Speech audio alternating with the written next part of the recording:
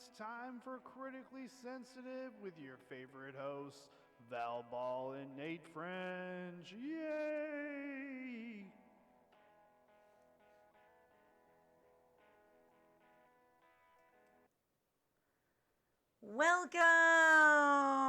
Welcome back. It's been a few weeks. Lots has happened as usual. Welcome back to Critically Sensitive. And if this is your first time, we love first timers. Don't you worry, you'll feel right at home with us. You're in good hands. You're in good hands. And we're going to talk about hands and whose hands we're in. I'm Val Ball, your hostess with the mostest. Just remember, Val Ball, it rhymes with foul ball because sometimes I'm out of line. And that is also my disclaimer. I probably will be out of line sometimes, and that's okay. It's true. Yeah. I can verify all of those things are facts. Hashtag fact. The more you know. And this is my primate. Prime Nate. I am the Prime Nate. A lot of people don't know that. But I'm like Optimus Prime, but for Nates. Like I carry a heavy burden as the Prime Nate. But you know what? I shoulder it because that's what you got to do. You got to. You're worthy. You're valuable. Step out. Yep, I appreciate that. I think I am too. You're the most valuable Nate to me, that's for sure. Snaps. Oh, yeah. I want to make a snap cup so dang bad. At my next job, that is my first thing I'm going to do. Yeah. I am making a snap cup because we need more joy. Joy, one of the things I'm remembering is joy is an act of resistance. Remember that the system wants to bring you down. Resistance. And so we wanted to talk about the systems. We wanted to talk about, that's what Critically Sensitive is about, right? Like critically thinking about sensitive subjects. And one of those subjects is history. And the developing of history, who develops history, how does history develop? And I think it's something to be important that history isn't static, right? History is made on the spot. We're living it right now.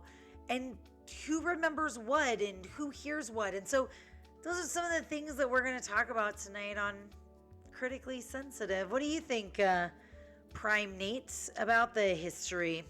I think one of the things that's the most interesting about history is that it's always written from the perspective of the victors, and we don't always hear about the people who didn't win the wars or were like the less majority type people. And I think that that's one of the tricks that history pulls on us all, and it makes us think that everything that you get taught or everything that you get told about history is a 100% fact. And I think you have to have a discerning eye, and you have to go in there and be critical and say, well, how do you know? What is this based on? Where does this information come from? Because those things are important. And I know that that's hard work and it makes it difficult, but that's why the people who I think are the studiers of history and amateurs such as myself who dabble, I think that's one of the things you lean on, is being able to say to yourself, I'm being critical of these facts. I have researched this. I have found out where this comes from, and I feel that these things can be credible. Or I think that this is a questionable moment in history. Or I think that this is an unknown. Because there's a lot of things I personally believe to be true. Is there's a lot of things that just get told to us, and you accept reality as it's presented to you, because how else are you going to accept reality? So a lot of times that includes history, and I think that's one of those things you got to be weary of, is, challenge your history and question where it comes from and what it's built on, and why is it told to you in the way that it's being told to you versus any other way. And so I really feel that way. I really like that thought about that history is written by the winners, and even the idea of there being winners and losers. Who decides that? Why can't more than one person win? I definitely want to shift that paradigm. Oh, that's a challenging thought. That's a whole nother subject. Yeah. However, I do want to talk about, like, one of the things that you said was, like, you don't think about the minority or the like not winning side of the story. And I think I don't know if anybody else remembers Paul Harvey and The Rest of the Story. I really, really loved that. I really enjoyed. He would tell the story, and then tell you the would rest like, of it? and then there would be a break, and you'd be totally wanting more, and he'd be like, okay, and the rest of this, and he'd put these things together, and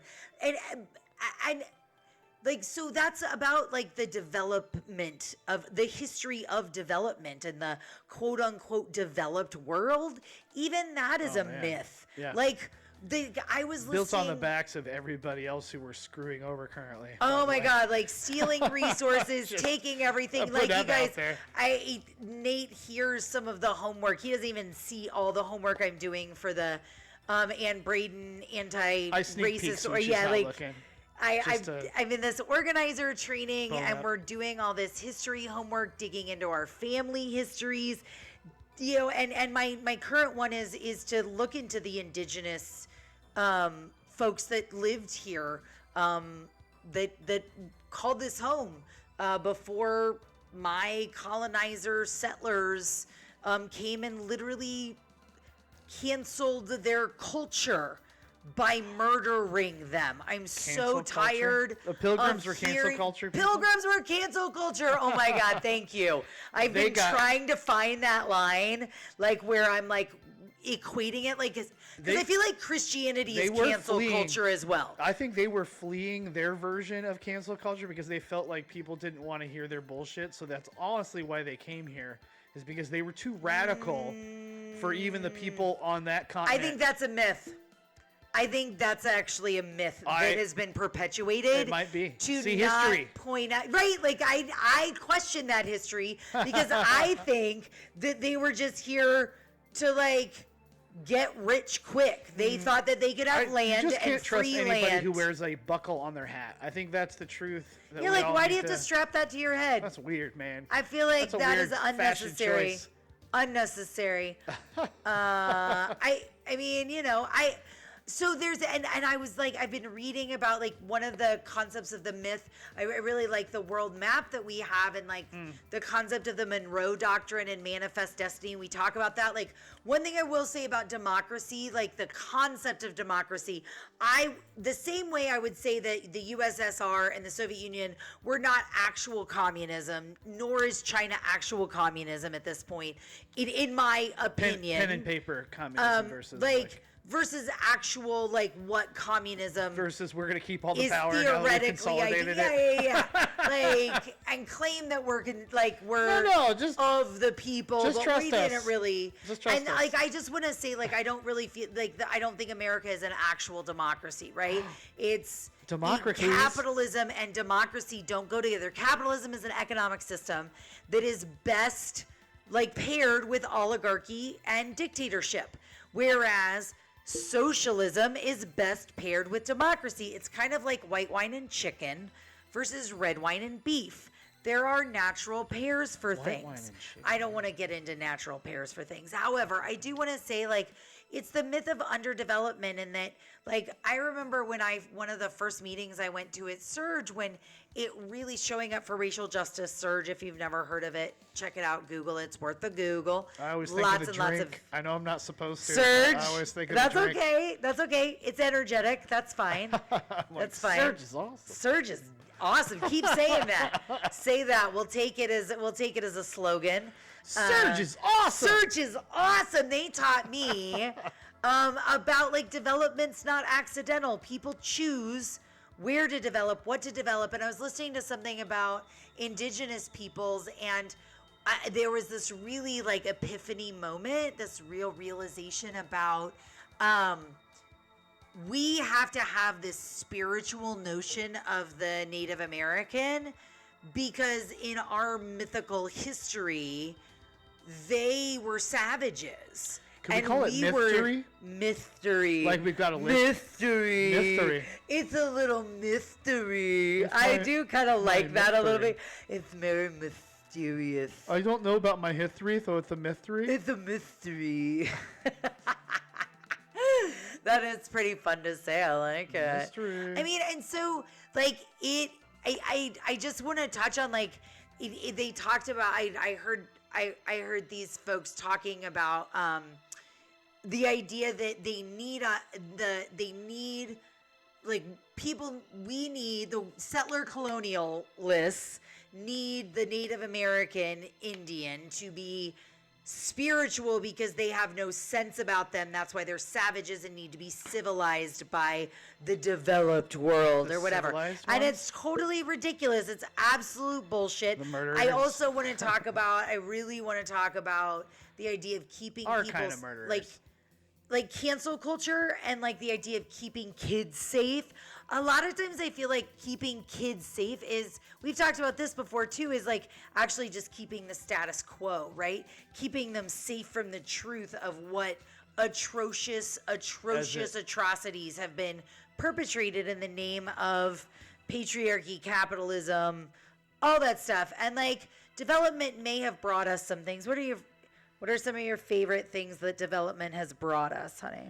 Oh, geez. In Anything? in recent time?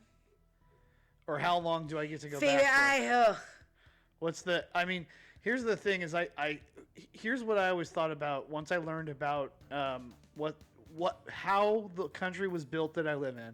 Right. And the way that it was built. Once I knew, like, actually the story and understood it, what I realized was we could have included all those people in those projects instead of just utilizing them like raw resources. And I think that that's the difference is when you set up a society and you give everybody a chance to be a part of that society and build it together, that becomes a stronger structure than if you just lean on the poor and the lesser. Well, they're not really lesser, but that's you have the way to use it's viewed. violence to coerce them. Well, fear and insurrectionists, you threaten the idea that there's these people that they have to be fearful even inside of their own groups, and you turn them against each other, and it's all very, I'm sure the manipulations go quite deep, but even in the sense of, I'd like to set the Wayback Machine. Hold on.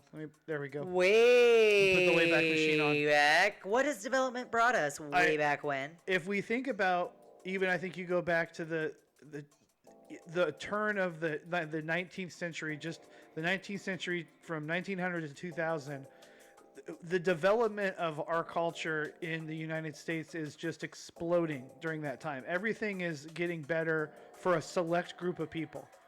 And for other people, it's the promise that eventually you might get your turn, or that maybe you'll get a little piece of the pie, or there's going to be some crumbs that quote unquote trickle down to you. And I think that's the idea that if they're just pissing on you from above. If you're not rich, so you know. Right? If you're not rich, if you're not the lead dog, you're just looking at assholes all day. So it's like, a self-fulfilling prophecy to some degree or another is what they try to sell you. They try to sell you the idea that the reason you're not rich and famous is because you weren't destined to be rich and famous, and you were doing something wrong that you can't control.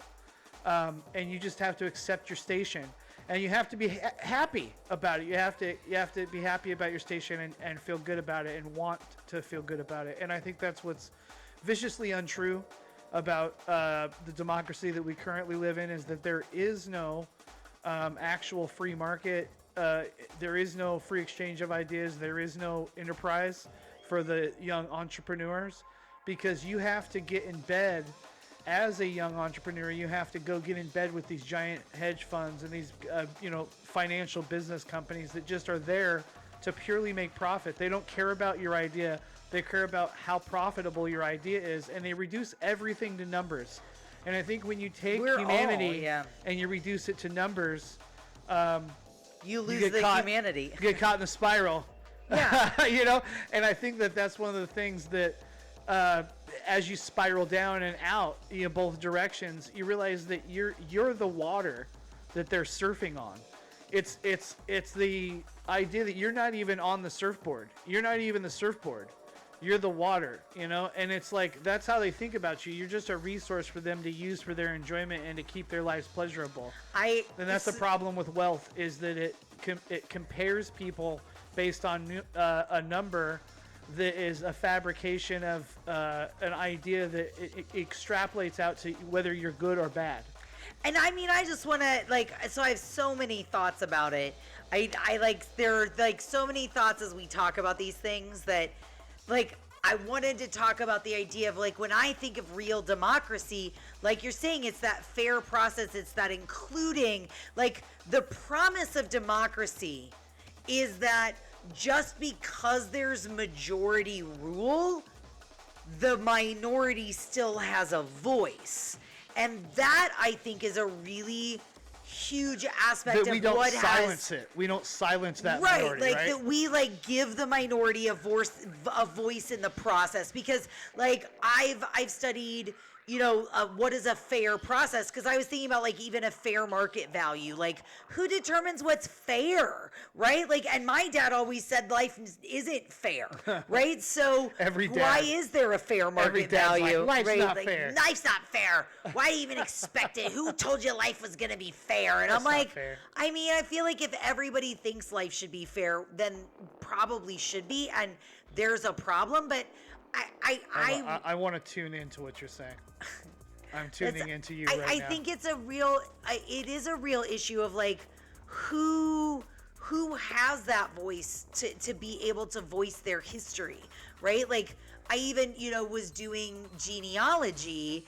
And I did on Twitter. I didn't go viral. I was kind of hoping, although also dreading the idea of like my tweet going viral where they were like, what are we going to cancel next that boomers are just going to go crazy about? And I was like, let's cancel genealogy because do you realize how based in white privilege it is? Because slaves and indigenous people are going to really have trouble tracing their lineage and their genealogy.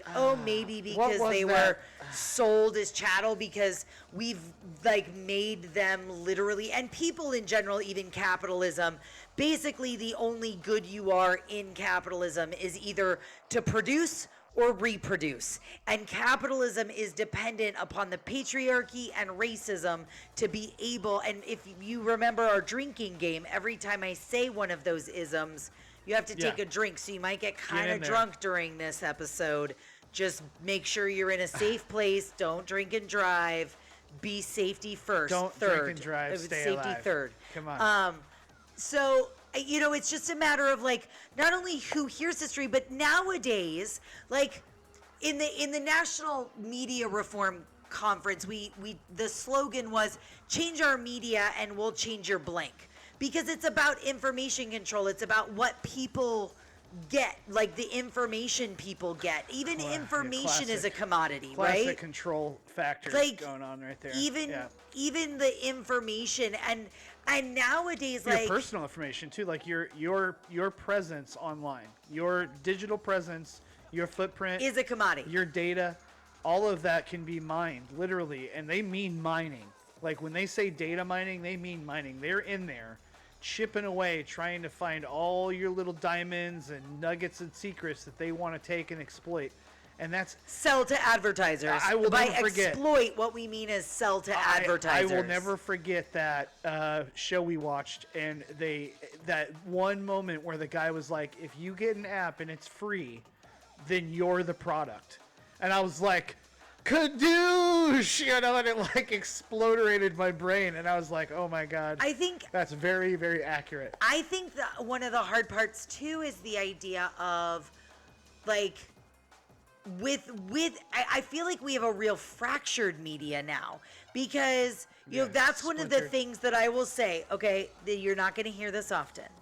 One of the things that I think Fox News has done right and the right has done right is they have really harnessed the power of media. I mean, propaganda. Oh, I got you. And even taken to YouTube or taken to Breitbart and those things, like I'm not condoning them. I'm not saying they're good, but what I'm saying is they're a good example of people of what they've harnessing to reach people, because we do, like, where is the information people are getting? Like, even thinking about like water cooler talk at work, right? When you're standing around talking about, oh, did you see this, did you see that, did you see this, did you see that? It's really hard unless you're talking about sports that are happening or whatever, which I don't care about. Sports ball, no thank you.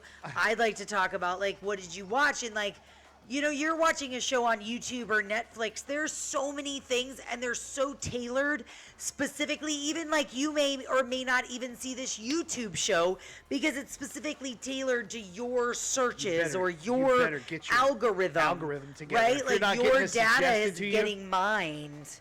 And if you don't mind, they don't mind mining you. I you know, and if you don't mind, it don't matter. You know, and then your mind don't matter. I also want to talk about like the distraction of consumerism and like consumer capitalism. Those two words together just like I think raise my blood pressure by about like 10 points. Like I just want to get so angry about the disposability. Not only does the disposability of everything, but the disposability of people has been ingrained in us, and that's something that throwaway culture. Yeah, throwaway culture. We throw away people. We throw away ideas. We throw away concepts. Doesn't matter. Just toss it out. Irreverent bullshit. You know what? There's a lot of stuff that gets left out of history, like you know, herstory, and so I wanted to do. I came up with a new segment. Let's see how you guys like it. Humans of History. Give it to me one more time. Humans of History. Yeah, so I just learned about this amazing human of history back to our Wayback Machine. Yeah, over 100 years ago in 1913. Well, she was born in 1898. Her name was Emma Goldman, and I just found out she is one of my new favorite humans of history. I did not know about her, but she was an anarchist and a political speaker back in 1913 around women's suffragette movement, which don't even get me started on the racism of the suffragette movement and how they traded black women's votes to get their votes. So white women, I'm looking at you. We got a lot of reconciling to do. We'll talk about that another time. Talk about that another time, Lucy. But Emma Goldman just said one of the things that like was a really fun connection. Someone shared her with me. Because I was talking about joy as an act of resistance and love as an act of resistance, and and joy and fun, and I did a Zoom dance party. I've got one coming up. The announcement's coming at the end of the show. And boots and pants. And Emma Goldman apparently said in 1913, if I can't dance in your revolution, that's not a revolution I want to be a part of. I don't want to be part of it. And what I found really interesting is that one of my favorite bands, Wookie Foot, has a song that is about all together. That is, we may not have it all together, but together we can have it all. Love their play on words. And at the end of their song, it says, a revolution without dancing is a revolution not worth having. And that is actually a quote from V for Vendetta, which is a favorite movie of mine. I love making those movie trivia, like music connections. I've got other ones. If you're interested, you can ask me about them. But I was like so excited to make that connection with Emma Goldman and her being my new favorite humans of history. So if you want to a Google, round of applause to Emma Goldman. Thanks for being with us, Emma. We're glad to have had you. Being a human of history. And so yeah, if you have a favorite human of history, we'd love for you to share it in the chat. Let us know. We'll look them up. We can talk about humans of history. It's a new segment we're working on. I had a hard time focusing on one human in history that I wanted to talk about. He did. I tried to ask him, and he was like, it took him so long. You know what I'd like to talk about, if I can be so bold? One of the things that I think ties into what we're talking about is a show that I love called Drunk History. Ugh. And I know we all love it. Anybody who's seen it, if you haven't seen it, find it, watch it. Drunk History. Enjoy it. It's the best way to learn history, really. Honestly, what I find about it is, and I think this is a true genius of it, is it's the accessibility of that information. It is giving you a ton of information, honestly, in a very condensed moment, in a very entertaining way. And I think it's just a capital idea. I don't know how or why it took so long, but I'm so glad it's here. And one of the things that I also just want to say epic rap battles of history while we're going there. Like drunk history is very accessible, but like let me tell you, a whole generations of children, I'm sure, will be like, "Oh, I didn't know who that was before I saw that." You know, which is drunk history and epic rap battles of history. With that. I'm fine and with I that. just really appreciate the information that they give that is really yeah. Like, and then there's Adam ruins everything if you really want to. Oh, man, that guy will ruin your day, but then simultaneously pick it up and make it good, too. Uh-huh. But so drunk history. Okay, so tell me. One of the things that I thought was unbelievable was they had, I can't remember his name right now. I just spaced it. He wrote Hamilton. Lin-Manuel Miranda. God, every time I forget his name. Anyway, I'm so sorry, Lin. So You're a great guy. many fans of Hamilton You're a great are guy. disappointed I'm in sorry, you right I forget now. your name. So anyway, I thought it was really poignant. They had him on to do Drunk History.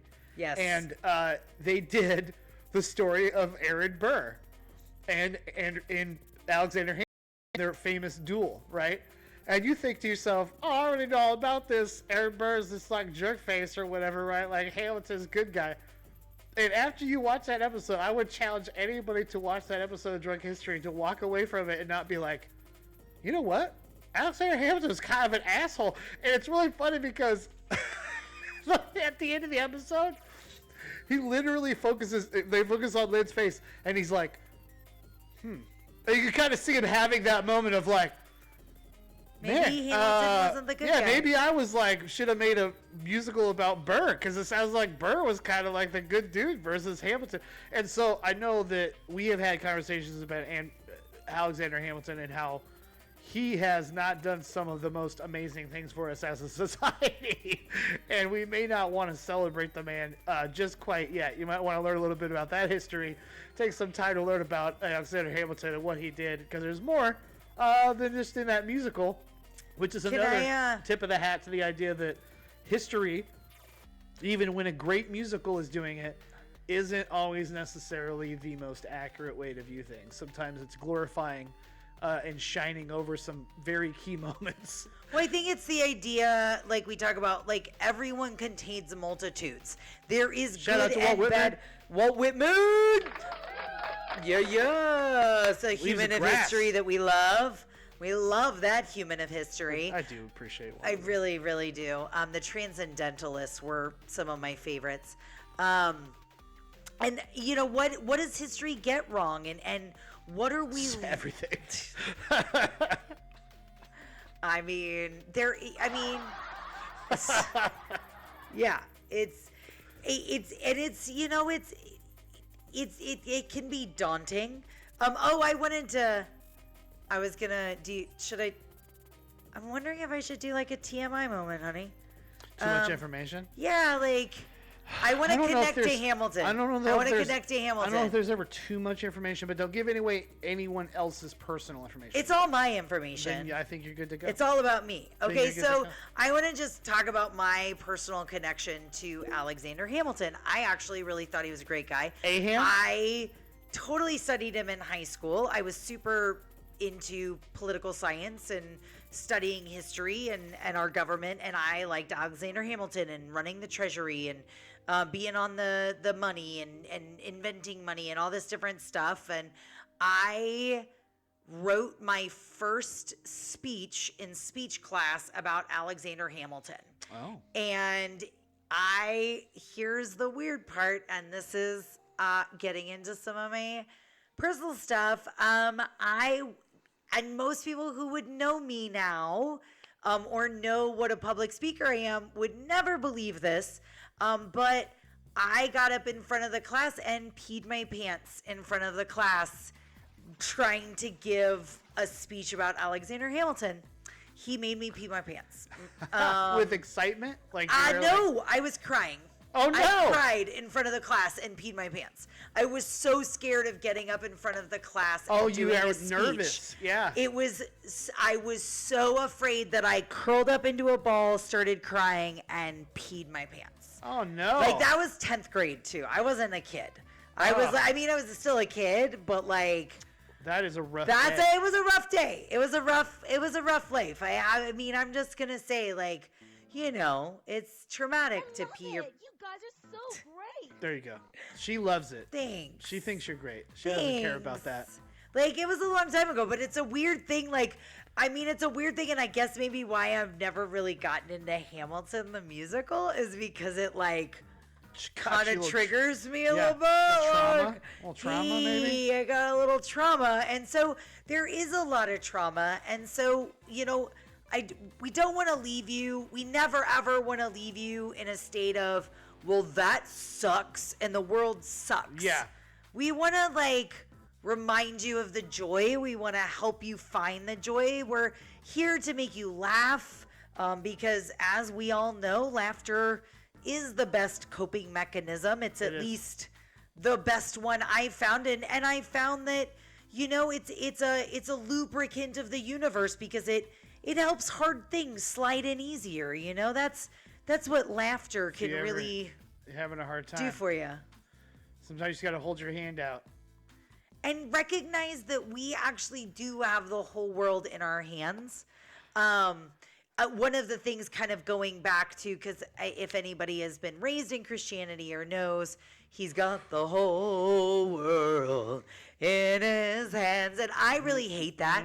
I hate the gendering of it. I hate God the Father in the sense of, like, it's a real... The Godfather? You hate the Godfather? I do. I've never watched The Godfather. Too violent. I don't watch glorified violence because I don't want that in my reality. Why would I want to invite traumatically violent things into my eyeballs that my brain is going to have to actually deal with? I don't want to do that. I just watch it for the spaghetti. I don't know.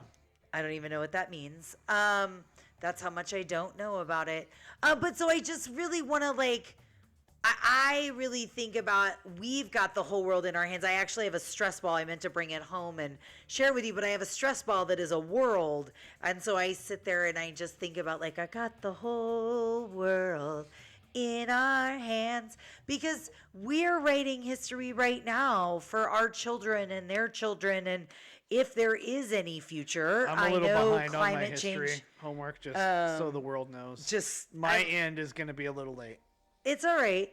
But, you know, like, there are things that you can do. There are people, you know, I really, really appreciate Michael Franti has a song that says, "This world is so fucked up, but I am never giving up on it." And one of the verses in it is really about, like, recognizing that yes, you can find a billion different people doing a billion shitty things. You can also find a billion different people doing a billion good things to change the world for the better. And then 4 billion people who are like, meh. I don't give a fuck. Well, that's called distraction, and that's exactly what they want. 4 billion people who are like, man, I need a new iPhone. Yes. Yes. But, you know, you can do things to find the gratitude for what does exist. Focus on gratitude is so important.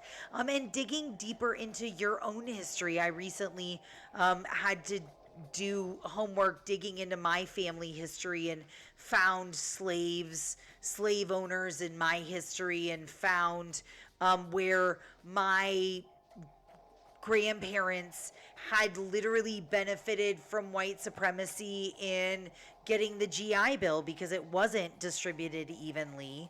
And it was also a fascist, where I heard the quote, "Fascism didn't start in Europe in the 1930s. It started with settler colonialism." So just think about that when you, like, want to blame Hitler as the bad guy. Freaks. Not saying Hitler's not a bad guy, but it's not, like, there's a lot of, and there are good and bad things about everybody in history. Like, every single person has good Even and bad Caligula? things. You do, I do. So dig deeper into that and, like, figure out how you're connected into this history. Tap into that connection. And just remember my favorite history. One of my tap it. Oh, I'd tap that. I'd tap that history. I'd tap that history. So one of my favorites I love like music trivia and like finding music in different places that I connect to. And one of my favorite memories was being on a subway in New York City in my history. Oh, I'm gonna close my eyes and go there. Okay, I was on a subway. There. Okay, I'm on a subway. Okay. This was during the times of CD Walkmans. If you don't know what that is, go watch our old YouTube about the history of audio files around. So good. So good, right? So I'm listening to my CD Walkman, and I have Rage Against the Machine's Battle of Los Angeles on. I'm raging. The first song, right? You're raging to testify, okay? Yeah. We're raging. Yeah. While reading an original 1948 copy of 1984 by George Orwell, okay? Good. You know what? I'm pretty cool. Right? Now. I know, like right? That's cool me now. on the New York subway. That's right. I feel cool That's how right cool now. you are. Okay. So I'm sitting there. Yeah. And I'm reading, and I turn Yeah. to page 36. It's a great page. 36. Yeah. Some people say the best page. And then I hear on my headphones, literally, the words in the book are in the words in the Rage Against the Machine song. Synchronicity. And it literally says, who controls the past now Controls the future. Who controls the present now controls the past. And so just remember that we are controlling the past and the future just by controlling our present. And so be present, find yourself, ground yourself in this world. I found a present. Find your what place. do I do with it? Be present with I it. took it too far. Be present with it. I found a present. Be and present with it. Speaking lost. of present, we have a present for you. It's a special, exciting announcement. So, as you know, my alter ego, Somebody, I have to love Easter, even though I hate the consumerism of it and the invented holiday. I also don't like the Christianity of it. Now I don't even really like the chocolate of it because I can't eat it. So anyway, but it is a rebirth. It is about spring. It is sprung. I can enjoy the paganism of it. And so shout out to my pagans. And also, I will always remember that it's the first Sunday after the first full moon after the spring equinox. So if you ever are wondering when Easter is going to be, I mean, yes, you can just look up a calendar. I had to beautiful mind what you just said. I was like, okay, yeah. It is literally, so Easter falls on the first Sunday after the first full moon after the spring equinox. So spring equinox, March 20th or 21st. Full moon this month is like this weekend, and then and in 2022 or in 2021, I'm like a year ahead of us now. I like just YouTube. I was like, I dose. YouTubed into the future. And so this year on April 3rd, 2021, at 8 p.m. Central Time, somebody has put together a virtual Zoom dance party for us so that we can come together and shake our tail feathers and let loose. Because again, joy is an act of resistance. I know history is thick. I know there's a lot of stuff going on that makes us sad and down in the world, but don't let the bastards get you down. Don't do it. Don't do it. Don't surrender to the bullshit. Don't surrender. Look at Ralph, how happy he is. Ralph, you know why Ralph is my spirit animal? Because Ralph doesn't ask for permission to be happy. Ralph just decides to be happy about every moment and everything that's happening to him. He's just pleased. And the few moments that Ralph isn't happy, you feel it. Like you feel his innocence being crushed down, and it makes you want to help Ralph. So as we all watch him go through this perfect loop of like dropping. Don't put all your eggs in one basket, folks.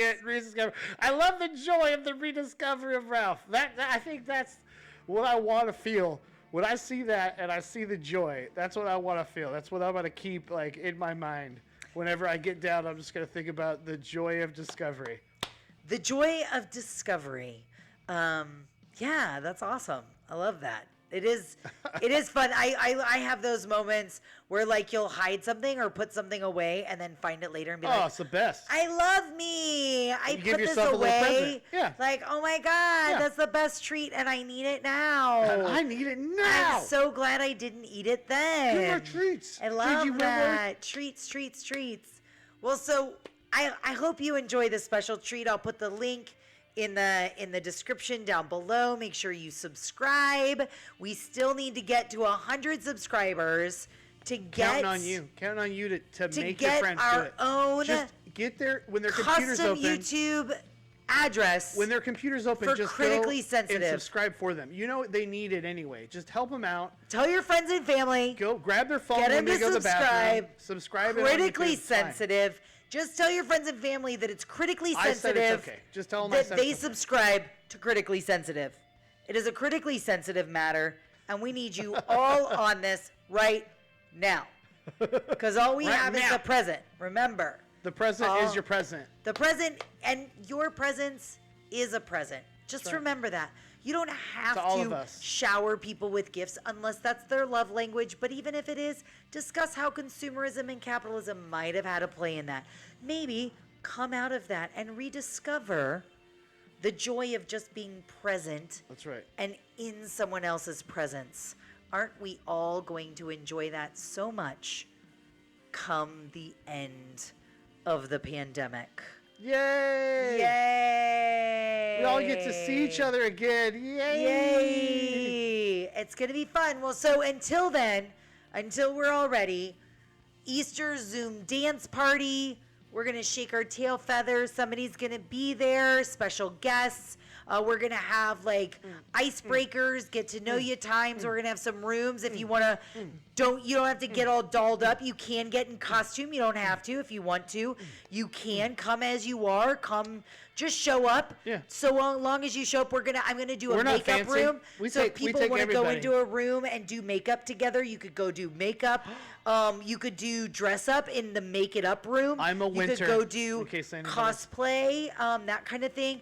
And then just a makeout room. We're going to make a makeout room just in case you want to get intimate with any of the other party goers.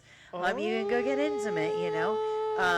And just so you know, we might have some nudists at the party. I don't know how that goes. 18 and over Um, at this funky party. I mean, unless you're really cool. I mean, I had one friend who her parents brought their like young kid to my burlesque show and they were fine with it because really nakedness shouldn't be an issue. That's a whole nother thing just about your body. prudism. It's just your body. No worries. Like, why are we sexualizing Everybody's it? got a body. Patriarchy, violence, And let me hear your body talk. Christianity. Come on. Yes. Somebody wants to hear your body talk. Let's get physical at somebody's Zoom dance party. Easter, the Saturday before Easter, technically it's on that Sunday. So Saturday, April 3rd, 2021 at 8 p.m. Central Time. Be there even if you're square. You will All be shapes square. are sizes. Actually, you will be square because you'll be in Zoom. Yeah. Be there so you can be a square. Be a Be share- a square. Be there as a square. A square sharer. Be a square share. Come share our squares. Come share our squares. Ooh, we could play Hollywood Squares. That's good stuff. Good stuff. Circle All right. gets a square. Circle gets the square. I'm excited now. I'm excited for it. So check out the links. We'll put some links in the description. We are so thankful for all of you. Nate, do you have any final thoughts on history? Thoughts on history. One of the things I want to cap it with is my original statement of be careful of the information that you take in. And I want to say that I don't mean to vilify information from any source. Like, I've been wrong. Check so your many sources. times, and I've made mistakes. Don't be afraid to learn, and don't be afraid to learn that you were wrong, because it helps you grow as a person. Like, it is okay to not know things. It is okay to have an idea and realize that your idea was wrong, and just move forward with that new information. Never a failure, always a lesson. Just be a part of that growth. Let yourself have that. So give yourself that little present this week. Find something that you don't know about and learn about it. Go on Wikipedia. Go on a few different places. Find some information. Do all the different searches. Screw around for half an hour on the internet. I just want to give a shout out to Truth Out, by the way. Oh, That's a good credible source of information. If I you're like looking. Snopes as well. If you like the political stuff, that stuff is it's hard to beat. But yeah, there's a lot of good things out there. You can find them. Do it for yourself. Do it for each other. Do it for everybody. Be hypercritical, but also super sensitive. We'll see you next time on Critically Sensitive. Bye, everybody. Bye.